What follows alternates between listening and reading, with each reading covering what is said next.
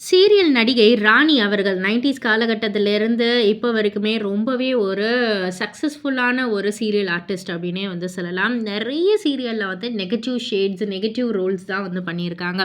But ஆனா குலதெய்வம் அப்படின்ற ஒரு சீரியல்ல வந்து பாசிட்டிவ் ரோல் பண்ணியிருந்தாங்க. ஸோ அதுக்கான ஒரு ரீசனையும் சொல்லியிருந்தாங்க. திருமுருகன் சார் தான் வந்து அந்த ஒரு பாசிட்டிவ் கேரக்டர் வந்து எனக்கு குடுத்தாரு.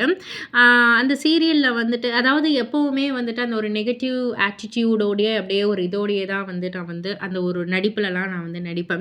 ஸோ இந்த பாசிட்டிவ் கேரக்டர் அப்படின்னக்குள்ள வீட்லேருந்து கிளம்பக்குள்ளேயே நம்ம வந்து பண்ண போறது positive role, positive role, positive ரோல்னு சொல்லி அந்த ஒரு ஆட்டிட்யூட் இருக்கக்கூடாது, ஓவர் ஆக்டிங் இருக்கக்கூடாது, ஓவர் எமோஷன்ஸ் வந்து காமிக்கக்கூடாது, அப்படி இப்படின்னு சொல்லிட்டு என்ன நானே வந்து நெறைய வந்து செதுக்கியிருக்கேன். அண்ட் திருமுருகன் சார் வந்து சொன்னாரு, "நீ நெகட்டிவ் ரோலே பண்ணியிருக்கே, பாசிட்டிவ் ரோல் எப்படி பண்ணுவேன்ற ஒரு சந்தேகம் இருந்ததும்மா. ஆனா நீ வந்து ரொம்பவே சூப்பரா பண்ணிட்ட" அப்படின்ற ஒரு கிரெடிட் குடுத்தாரு. அதுவே வந்து எனக்கு ஒரு மிகப்பெரிய அவார்டு வாங்குன மாதிரியான ஒரு சந்தோஷத்த குடுத்துச்சு அப்படின்ற மாரி சொல்லியிருக்காங்க. சரி, ஓகே, நீங்க சொல்லுங்க.